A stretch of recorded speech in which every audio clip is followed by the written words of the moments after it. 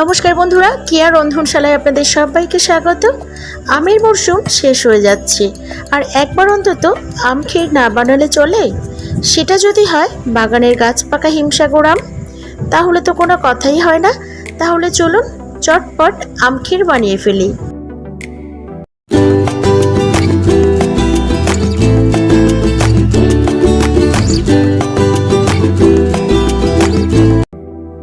এখানে আমাদের গাছ থেকে পেড়ে নেওয়া একদম টাটকা কিছু হিমসাগর আম নিয়েছি।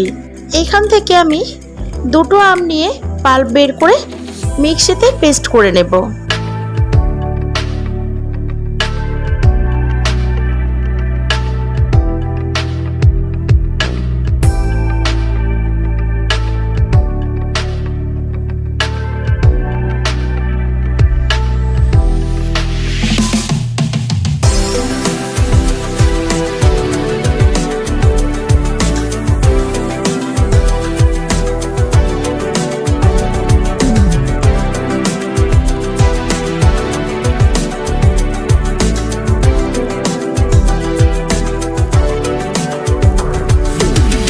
আমটা খুব ভালোভাবে মিক্সিতে পেস্ট করে নিয়েছি।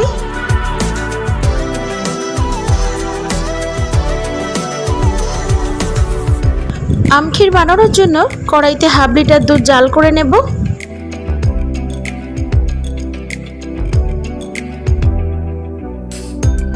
তারপর পরিমাণ মতো চিনি দিয়ে খুব ভালোভাবে মিশিয়ে নেব।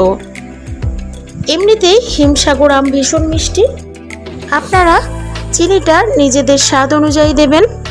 এরপর আমের পাল্পটা দিয়ে আরও 4 থেকে 5 মিনিট খুব ভালোভাবে নাড়াচাড়া করে দেব। এই সময় গ্যাসের আঁচটা একদম লোতে রাখবো।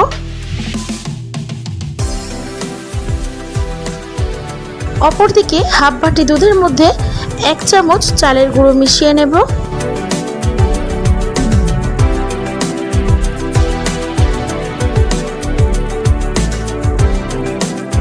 এরপর আমের মধ্যে চালের গুঁড়ো মেশানো দুধটা দিয়ে খুব ভালোভাবে মিশিয়ে নিতে হবে।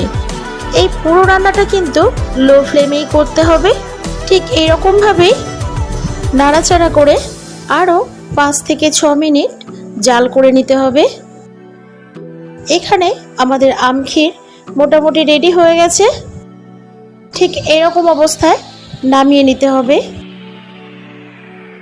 এইবার 1 থেকে 2 ঘন্টা ফ্রিজে রেখে এই আম ক্ষীরটা ঠান্ডা করে আমি পরিবেশন করব। আম ক্ষীরটা এতটাই টেস্টি হয়েছে যে আপনাদের বলে বোঝাতে পারবো না। এই রেসিপিটা আমার ছোট মেয়ের ভীষণ পছন্দের একটা রেসিপি। আমার রেসিপিটা কেমন লাগলো অবশ্যই কমেন্টে জানাবেন। ভালো লাগলে লাইক কমেন্ট শেয়ার করবেন। ধন্যবাদ।